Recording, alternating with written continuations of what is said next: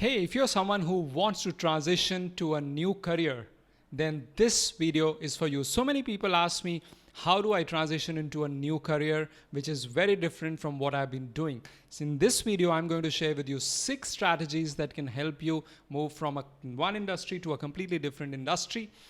If you're someone who has built your experience and built your skills and are worried, what do you do with that? Then watch it till the end. In the end, specifically, I'm going to share with you one of my number one strategies for transitioning successfully 6 times in my career. My name is Rajat Chawla. I'm a Gallup certified strengths coach and Asia's first certified customer experience mentor. In this video, I'm going to share with you powerful strategies for career transition.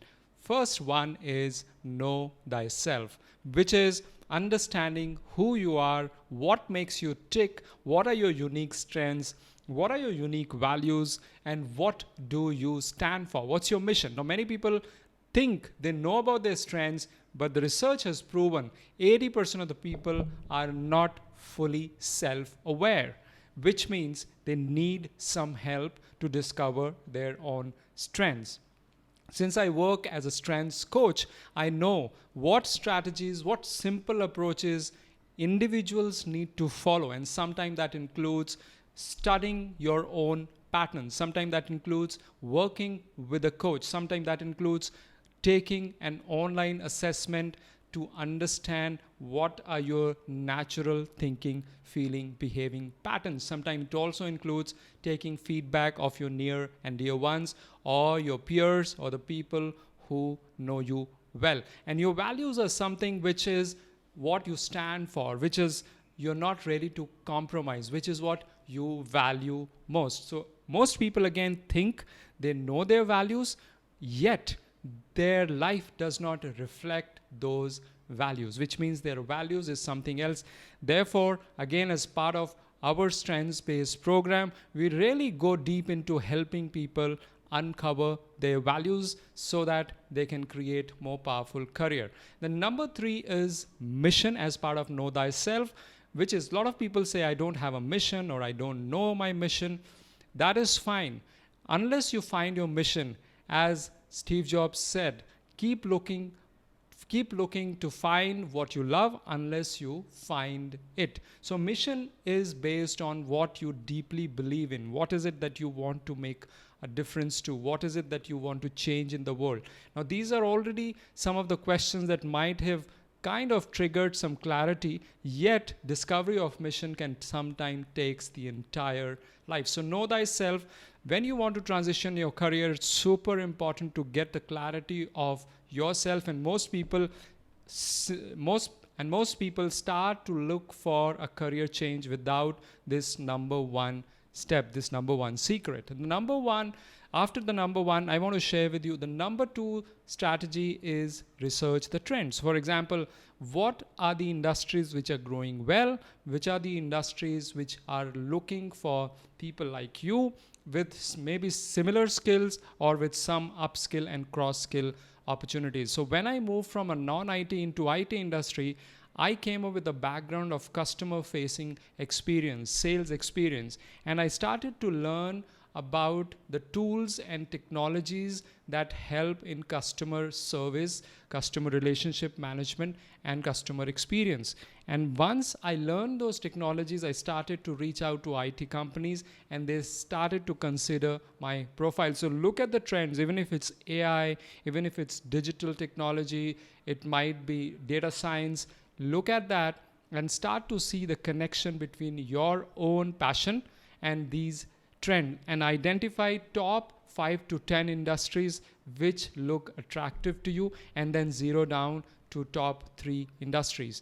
And then once you have identified your favorite industries, look for the skill gap if there's any, and start to upskill, start to create your new experiences, start to build knowledge base by learning, by certification. For example, one of the programs that we run is customer experience certification, and so many people have transitioned or moved into different industries using the customer experience skills as a bridge.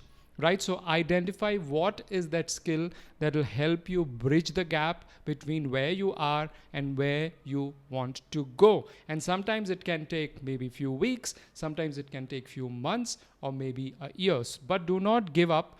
Look for the trend which is going to stay. Of course, because of technology changes, some of the technologies are very short-lived. But there are technologies, new technologies always be building on the foundation of old, because if you look at data science, if you look at even AI, they have been there, but they have come in a big way right now. So if you spot a trend, then start early and look for a horizon of next 4-5 years at least, so that you can get into that industry, ride the wave, and make most of it, right? The number 4 is know about your transferable skills. So when I moved from non-IT to IT industry, my transferable skills included my communication skills, my presentation skills, my business understanding, my analytical capabilities. All these were transferable skills which I could straight away use into the IT industry, even though I had zero IT experience.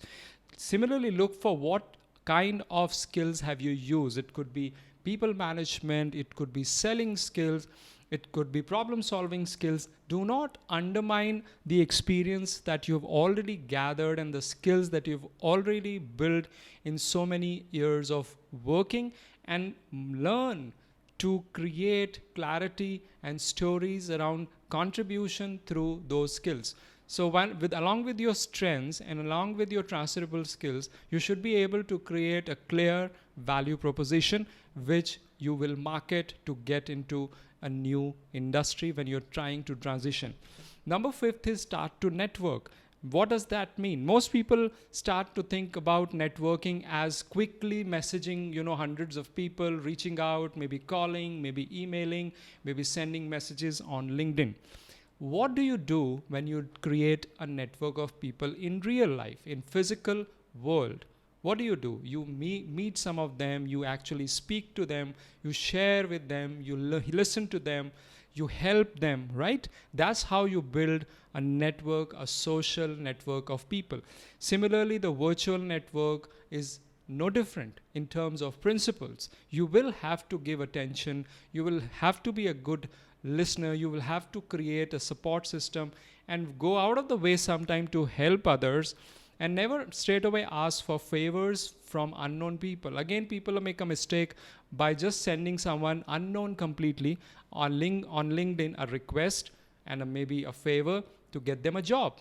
You might be lucky, once in 1,000 or 100,000, you might be lucky to get that. But imagine if you reach out to somebody who's walking on the street and hand over your profile and say, can you help me get a job? It's like that, right? So you have to, of course, I cover that in detail in terms of how do you use LinkedIn to build network as part of my program, which is about helping people get career breakthroughs and fast track their career, and as part of my Strengths Discovery Masterclass. But what I want you to be aware is the virtual network is no different than the physical network, and I hope you understand. And be patient. Take your time, allow other people, and start to build that kind of rapport so that you have the opportunity to learn from them and then tell them about your skills, about your aspirations to get into new industry. Last and number 6 is volunteer.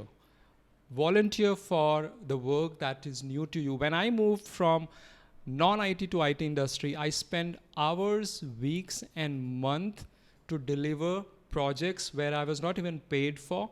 I spent a lot of long nights and kind of worked on projects that allowed me to build hands-on my experience on my skills on the new technologies and tools. As I told you, I was from a business background and this IT space was new for me. And when I learned this tool, I was looking for projects which allowed me this opportunity to get hands-on experience.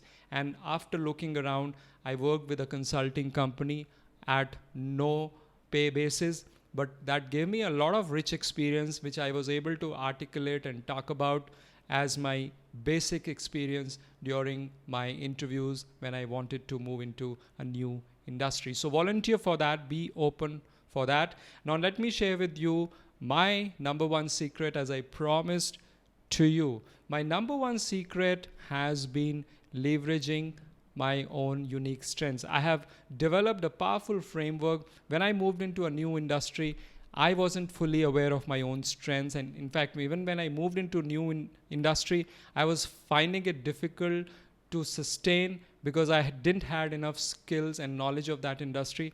It was at that time, during that transition, my clarity of self-awareness, as I said, know thyself, self-awareness of my own self, as it grew, I learned what is it that I am very good in, what is it that I can do better than others, what is it that I can excel. And with that clarity around my strengths, I was able to both, crack the interview and deliver value when I was hired by a new company into a new industry. So transition needs clarity of your strengths, and I go deep into that as part of my Strengths Discovery Masterclass. If you are interested to be part of that, that's a free masterclass. I will leave the link in the description box as well as leave it in the comment box and pin it.